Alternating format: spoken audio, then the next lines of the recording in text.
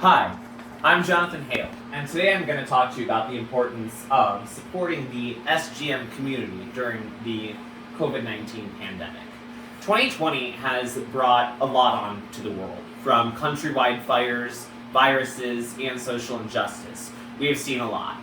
And, during this time of quarantine, we even know that some people in our country have been dealing with alienation for far longer than just our quarantine. Prejudice and racism have ravaged the spirits of many Americans who've been facing adversity for as long as many of us can remember. In a time where we're supposed to come together, 6 feet apart, of course, some of us have felt even more alone than we have in the past with this pandemic. And many minorities face this extra discrimination, and those especially in the social and gender minorities, the SGMs, which is what my main focus is today. During the pandemic, sexual and gender minorities, the GSMs, have impacted through social isolation, physical separation. Because of COVID-19's impact, it is important for individuals to be more conscious of their language and behaviors, to be more reaffirming to the SGM community. As a gay man myself, I have felt the power of discrimination over this past year. Being a gay man, my family and friends outside the community have felt that I'm not adhering to the social distancing guidelines and quarantining myself. When in truth, I have not even left my apartment. It's been here. So first we're going to kind of discuss how COVID-19 has affected the LGBTQ plus GSM community, SGM community, and secondly, we'll discuss why you should care, and thirdly, we will, talk about what you can do to make a difference in the community. So first, we're going to kind of go over a few terms.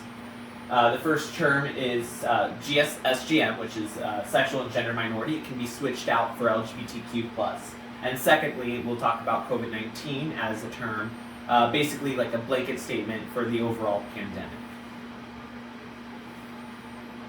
So here, first we're going to talk about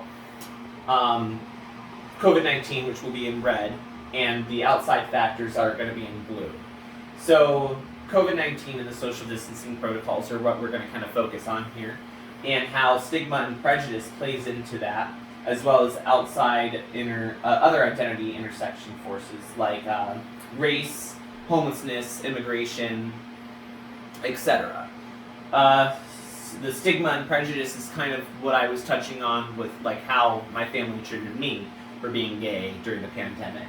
And that how it goes into reduction in social support networks like your family, your friends, and even your chosen family, not being able to see them because of the social distancing. Chosen family is because many people in the gay community have been forced out of their homes or forced away from their families.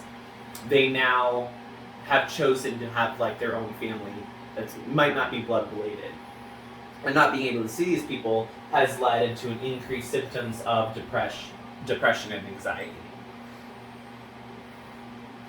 We're going to talk about a little bit of what happens in the gay community without the pandemic. 4 in 10 LGBT youth, 42% say that the community in which they live is not accepting of LGBTQ people. They feel that they're not accepted.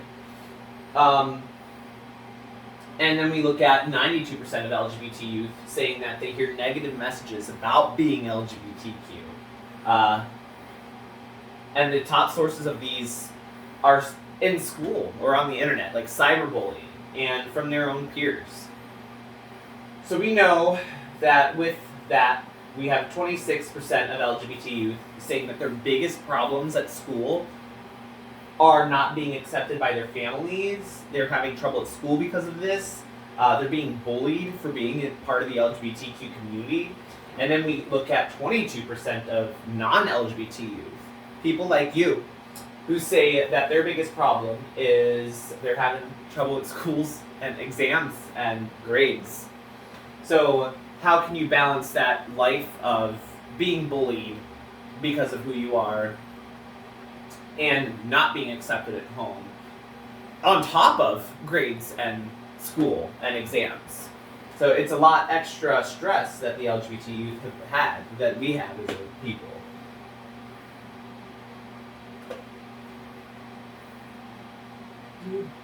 So now that we've talked about what we faced outside the pandemic, we're going to talk about what we faced during the pandemic.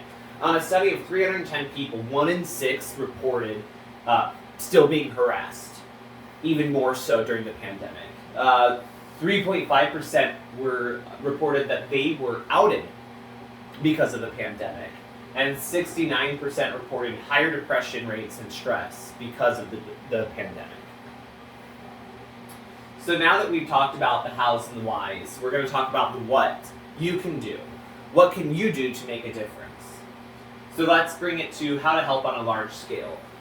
You can increase prevention. You can increase work on the prevention of hate crimes. Tying into that, increase public education about the SGM community, educating others on acceptance and of the SGM community and the impacts will help reduce hate crimes. Doing a specialized harm reduction and community interventions. What I mean by specialized is every city is going to be different. No city is the same. So making everything kind of in tune with the communities that you're reaching out to.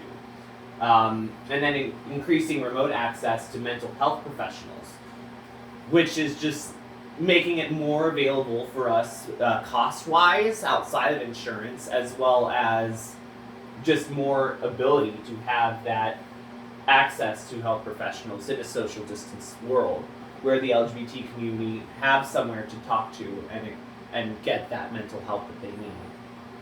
This is how we can help on a small scale at home. Watch what you post online. This goes into that cyberbullying I was talking about earlier. Cyberbullying has been an issue for a while, and even more so in the LGBT community, and especially now during the pandemic when most of our lives have been online. Educate your kids on respectful behavior. Kids are like vacuums when it comes to words you say. They suck everything in and they hear it all. And that if they hear you using hate speech, they think it's okay to be hateful. When you teach your children respect and acceptance, then they, in turn, create a more accepting future for us. Watch what you say in your online work meetings. A quick retort or joke could be offensive to one person and be funny to everyone else, but that leaves that one person feeling alienated. Reach out and check on individuals in the SGM community. We're at home, just like you, but we don't have as many people in our social circle to be around, to talk to. So just reach out to your friends that you know are part of the SGM community and ask them how they're doing. Just make sure that they're doing okay. Send them a quick FaceTime, Advocate for LGBT health and awareness. It's just what it is. Just be an advocate. Get out there, put yourself out there, and just spread that love and support of your friends, people just like you and I, our community, the world. I'd like to thank you very much for your time today, and I hope everyone has a wonderful day.